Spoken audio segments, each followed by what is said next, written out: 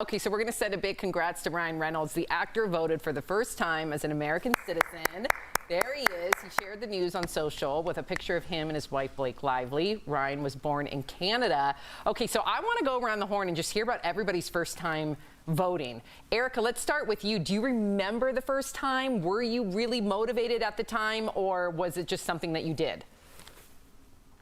I do remember the first time. I remember it being very pedestrian because I had been going to the polls with my grandmother, Big Mama, for, forever.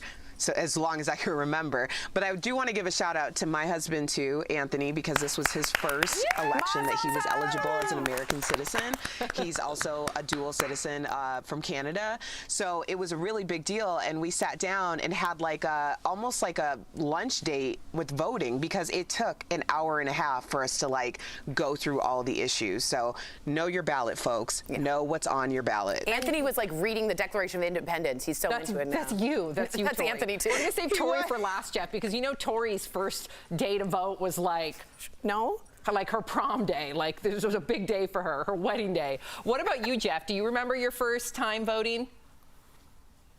I absolutely remember, but I kind of want to change the subject. I want to hear Tori's story. When I was growing up, I would ask my parents and their friends who they voted for. My parents always took me aside and said, "That's rude. Don't ask somebody who they're voting for." And this was when I was growing up, so I was always taught that it was rude to ask somebody that. Now, in this day and age, I think it paints you with a broad brush by telling people who you vote for. So I think I'm not going to say my first time voting or who I voted for, because I think it puts a bullseye in your back from 50% of the country. But I was always brought up when it was rude.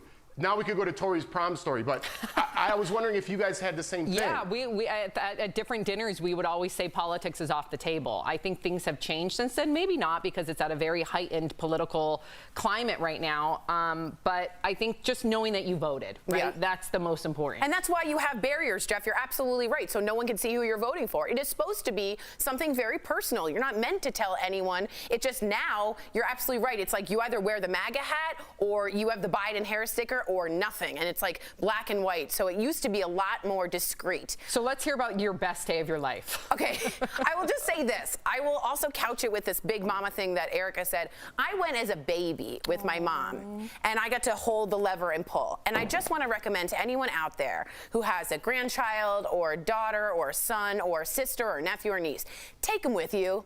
Have them get comfortable, get them used to what it feels like to vote, the power, the reason that people died for you to do so. It's a magical time as a civilian. It is your only time that you get to put in your civic duty as your voice. So if you want to complain and not vote, you should just shut up.